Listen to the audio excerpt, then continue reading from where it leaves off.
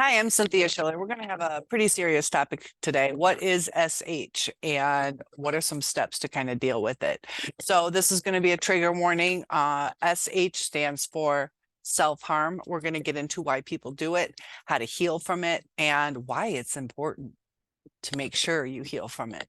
So self-harm can be anything from eating disorders to cutting to drinking or smoking or utilizing drugs to escape. And when it gets to a point that we get so wrapped up in it, sometimes we might be mixing a couple of those, whether it's alcohol and drugs or eating disorders and drinking. Well, you can drink too much, you can overeat. But the thing is that the mind and the body work together, and it's really important to take control back of our mind. And some people feel that hurting the body releases the pain from the brain, that it is a different placement because we are in pain from whatever trauma that we've gone through or things from our past that keep resurfacing. And sometimes it's subconscious. We don't even really realize what is causing this. But when we don't delve into our subconscious mind, those things fester and they need to be released, but they need to be released in a healthy way. And if you don't know what's causing it, sometimes you don't know how to overcome it. And we have to be really careful that it doesn't get to the extreme. Some people who cut don't realize how deep they're cutting. Um, it's it can lead to death. And a temporary fix in the pain by causing yourself pain isn't a healthy way to do it. Some people overeat, which can lead to a lot of different health problems. So it's important to realize that this is your body. It's the only body that you have. So it's not about what you look like, but it's about how your body is functioning. And if you're drinking too much alcohol, it's important to set limits and stick to those limits. But when we're dealing with mental health issues, whether it's depression, CPTSD, anxiety, or even harder, stronger type of mental illness, such as psychopath, sociopath, schizophrenia, whatever it is, that we're losing our life in the process, and we don't even really realize it's a temporary band-aid to cover up an infection, in a sense, that is just going to fester. It's going to compound and get bigger. And mental health in America mental illness is on the rise, and all over the world too. There's financial stresses, there's relationship stressors, there's all different kinds of pressures put on us from work, and the finances, they just went up, what, 25.25% on the interest rate. They're talking about the things in China aren't going to come here, so prices are going to go up, and a whole bunch of different things. We just got past COVID. A lot of us are still recovering from that. The fear of, is this the end? And, some people get to a point where they feel that there's no escape because they've tried these things, but they haven't tried the healthy way to do it. So if you're struggling, there's NAMI and AMI, which is a free service you can reach out to. They have support people who can address your particular issue. I'm here to help you. But we have to realize that we do have power over it, but we get into such a state, and I've been there, where, you almost can't function. Like I cried, I screamed, I did all that stuff because the pain can be excruciating. But self-harm isn't going to remove that pain from you. It's going to cause a different pain. Like if my arm's broken, I break my leg to distract myself. Now I have two broken bones, as opposed to this is going to hurt and I have to heal it. What do I need to heal this? Injuring yourself is only going to cause more injury.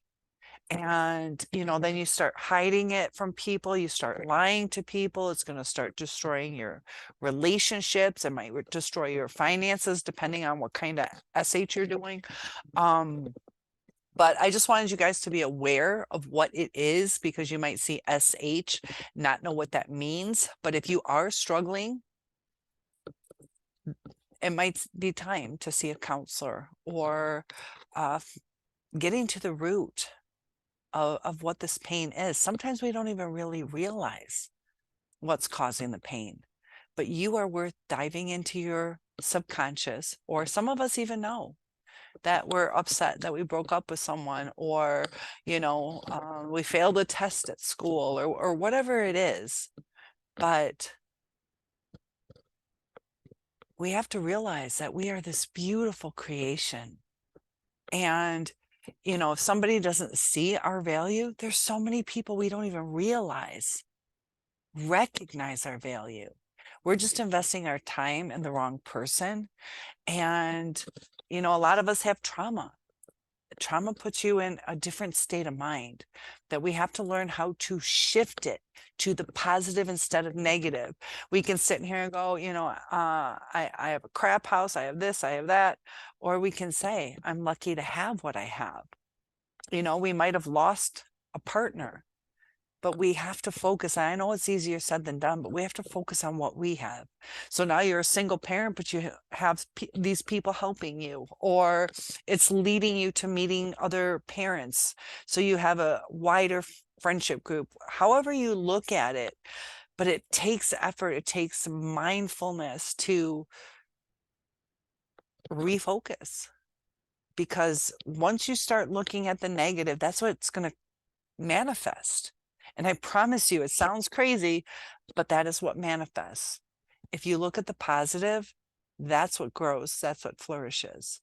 So comment below if you're struggling, or if you have some advice for people. But when you realize that you're harming yourself, whether it's eating disorders, if you have suicidal thoughts, reach out to 988. It's in America, our country code is +1.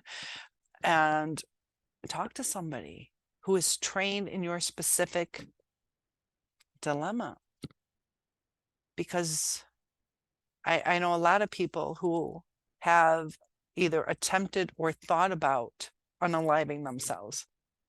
And in the end, later down the road, they're so glad that they didn't succeed. But we get caught up in the moment that we forget about the future. And life is worth living. There's rough times, there's beautiful times. We have to make the most of every day. And it takes effort. It takes dealing with the skeletons in the closet. Otherwise, they'll haunt you. And that's hard to do. It's hard to face the things we've done wrong, the things that people did wrong to us. But victims, it's usually not about who the victim is. It's just a target. You think about hunters when they go out hunting. They just want a deer. They don't care which one. Maybe a bigger one. But fishermen, they just want to fish. They want to show off how many fish they got. It's not the name. It's not the personality. It's not the depth of their soul. It's just, so victims are, it's not a worth issue.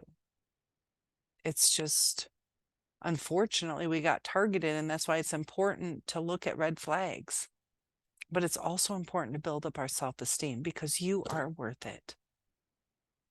So I love you guys. I hope you join us in live chat. Topic requests are welcome. I do one-on-ones, and there is some free mental health places out there like NAMI. Comment below if you've dealt with some that have been helpful. Some people, if it's your church or synagogue, mosque, whatever it is that you go to. Also be aware, though, if you've dealt with a narcissist, that sometime, and I'm a religious person, but we have to realize that, make sure that they understand narcissism. Otherwise, they're not going to relate to you, and they might give you the wrong information. So lots of love to you guys. I am here to help you, and hang in there. hang in there. It's going to be tough, but it gets easy or after a while, and you will feel so free, and you will look back and be glad that you stopped self-harming. Lots of love to you guys. I'll see you in the next video.